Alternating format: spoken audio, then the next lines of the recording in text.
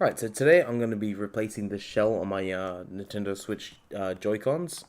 I've got this nice Atomic Purple set. They were like maybe $12 on AliExpress.com, which is a lot easier for me in Australia rather than Amazon. Amazon's just not a thing. So yeah, AliExpress.com, $13.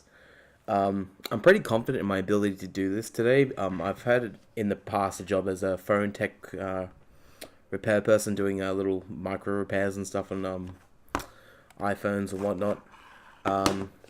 So part of the reason I'm doing this is because I don't care too much about these particular Joy-Cons, because my left one is actually broken. If you can see here, I'm just gonna push it and it'll pop off. Just by pushing it, it comes off. Whereas my right one, you can't do that. It's firm unless you click in the disengage lock button. So that's actually a problem with the rail. The rail's broken, and something I noticed straight away is that this replacement pack doesn't come with a spare rail. So it's actually not going to fix my problem, but I'm also not going to be upset if I do end up breaking the Joy-Con. I have heard that I've watched some videos and stuff of people doing the teardown, and they say that both of them are quite difficult. I think the majority say that it's pretty easy most of the way through, but there's a few very tricky bits. Some ribbon cables that can be broken pretty easy. But yeah, otherwise I'm gonna be pretty excited to have the new shell on it. I'm a big fan of controller modding. This is probably one of my least favorite ones, but it's just something I did do by myself. And this is, I've got two modded Xbox 360 controllers. This one's my favorite, but the actual build quality of the shell is, it's pretty flimsy. You can probably hear that cracking and stuff. And there's actually a broken piece just there. But it looks really good. I like this clear look. I've got a Dreamcast controller, which is clear. Back when I had N64, that was all the clear grape controls and all that sort of stuff. This one feels really good. So going into a shell replacement, you do have to be wary of the build quality. So when I crack this open, I'm going to have a quick look at the, just to suss out how the build quality might be. I'm actually short a knife today, yet again. That's fine. So what have we got in the packet? We've got a QR code for instructional video, which I'm just going to skip. You've got a bunch of screws. Something I have heard is that the tri-wing screws on the Joy-Cons are notorious for being stripped and getting broken. So these replacement screws are just Phillips head ones, so the cross.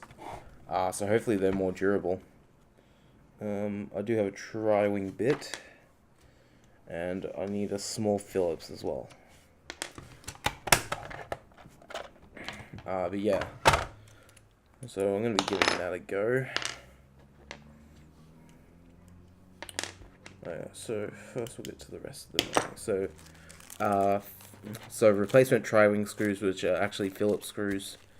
We got looks like to be the ABXY buttons, and then also some these are your C buttons. So you got the C buttons, and then also the ABXY dealios. One thing you might have noticed is on my Joy-Cons, I've got these little pads. They came with my I guess my carrying case, which is this one here. These actually are great. I really recommend them. I was a bit wary at first because I've seen these for PS4 controls and that, and it's just like, joystick extenders. Like, who cares? Like, this is probably tall enough, and then, but you know how crappy the Joy-Cons are naturally.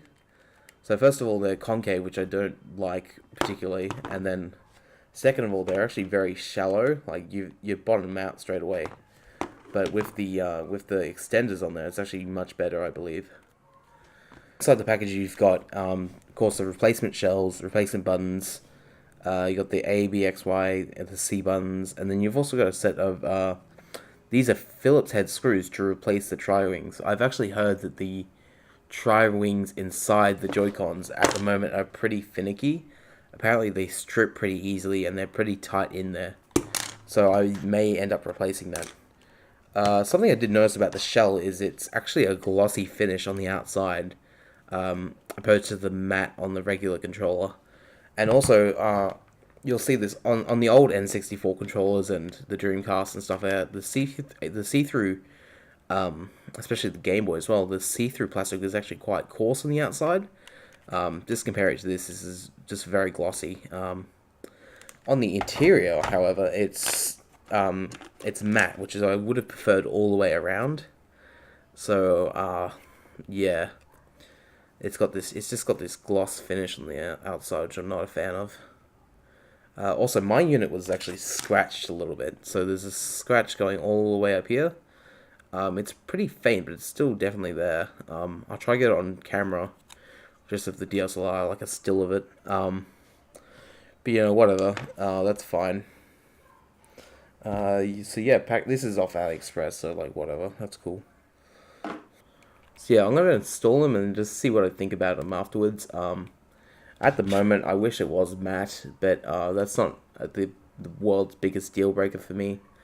And yeah, like I said, these are disposable Joy-Cons to me. Like I'm gonna be buying new ones anyways, but I'd like to have a Player 2 set, and it'd be cool if it would be Atomic Purple. So I'm gonna get underway and get that happening. You know what? That's gonna be out of focus anyways. Alright, so I've had them back together for about 3 weeks now, and I've just been sort of playing around with them and that. The whole process took about an hour to take everything apart and put it back together again. I have to say the process was more tricky than it was difficult. Mainly there's like about probably 3 bits of PCB in each controller, and you just have to sort of juggle how you manage all the ribbon cables and stuff like that. I'd recommend having some tweezers. I didn't, and I had to use needle nose pliers to close all the crocodile lids on the ribbon connectors.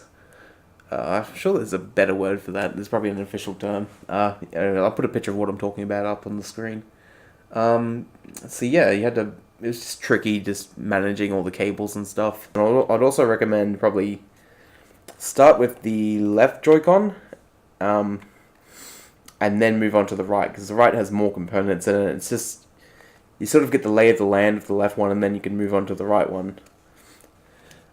Despite mentioning it about 3 times in the previous bit of the video, I did end up using the official Nintendo screws, and they are completely worn out, so, you know, this controller's never coming apart again.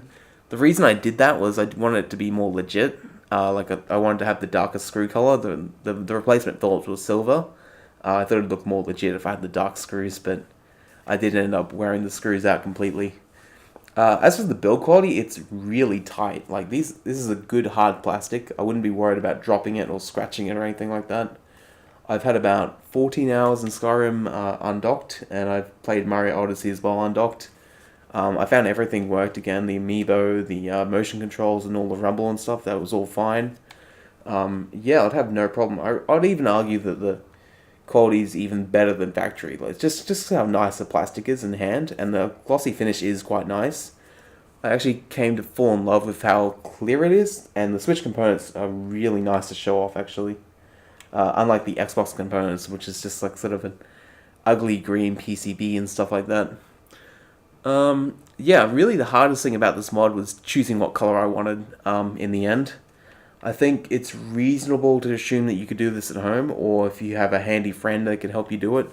It really wasn't that big a deal. But I have heard of people completely breaking their Joy-Cons, so I mean, the least you have to lose is what $100 pair of Joy-Cons, I guess. I guess that's a fair bit. Anyways, yeah, I recommend them. Yeah, that's pretty much the end of the video, though. Part of my challenge in this video was to get color correcting sort of correct.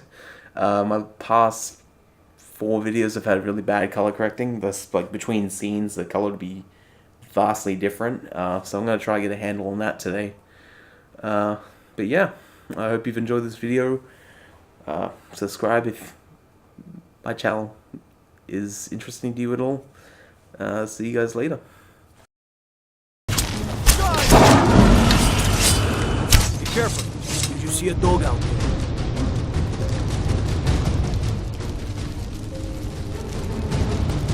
Oh well. The blacksmith. I guess I'll stay on the lookout. Keep your nose clean while you're here outside.